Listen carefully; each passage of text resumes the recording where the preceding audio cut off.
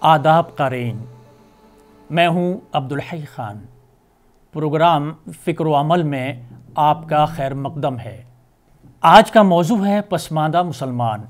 ملک میں چھڑی یہ بحث بہت پرانی ہے کہ مسلمانوں میں پسماندہ کون ہے اور پیسے والا جس کی بنیاد پر ہم اس کو کہتے ہیں وہ کون ہے۔ ہم چاہیں گے کہ اس بحث میں سماجی اور معاشی بنیاد پر پسماندہ مسلمانوں کے حالات پر بحث میں حصہ لیا جائے۔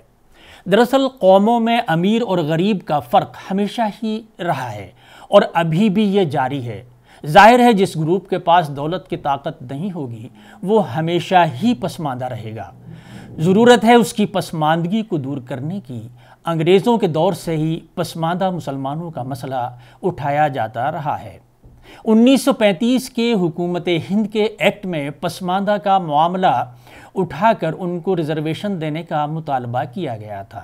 صرف یو پی میں 1911 کی مردم شماری میں 100 الگ الگ ذاتیں سامنے آئی تھیں، ان میں سے 97 پسماندہ تھیں۔ مسلمانوں کی تحریک آزادی سے پہلے ہی شروع ہو چکی تھی۔ اس تحریک کو آزادی کے بعد زیادہ نقصان ہوا کیونکہ اشراف کہلانے والے زیادہ تر لوگ پاکستان چلے گئے تھے اور اب اجلاف کے کہلانے والے زیادہ لوگ ہندوستان میں رہ گئے تھے۔ دولت مند سلطنت پر قابض ہو گئے۔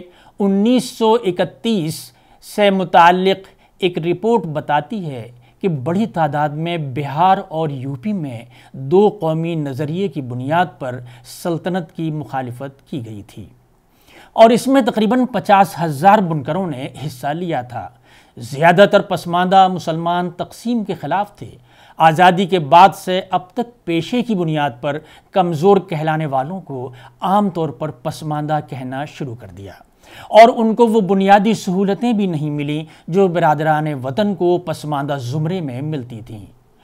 انہی اسباب کی بنیاد پر جنوری 2013 میں بھارتیہ جنتا پارٹی کی ایگزیکٹو کمیٹی میں وزیر اعظم نریندر مودی نے کارکنوں سے اپیل کی کہ وہ سب کی فکر نہ کرتے ہوئے سماج کے تمام طبقات کے لیے کام کریں۔ انہوں نے اس کے لیے مسلمانوں کا ذکر کیا۔ اگر حقیقت میں دیکھا جائے تو اس لفظ میں نے ایک بار پھر پسماندہ کی بحث کو زندہ کر دیا ہے۔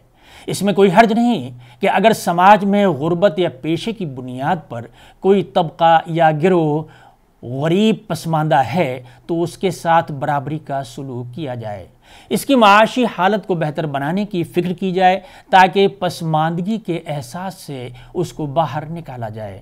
جب تعلیمی پیشے اور سماجی اعتبار سے وہ خوشحال ہو جائے گا تو اسے اسی مذہب یا گروہ کے لوگوں کو کسی کو پسماندہ کہنے کا موقع نہیں ملے گا۔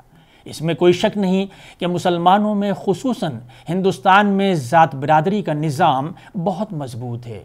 اگر حکومت اس نابرابری کو دور کرنے کے بارے میں غور کرتی ہے تو اس اقدام کا خیر مقدم کیا جانا چاہیے۔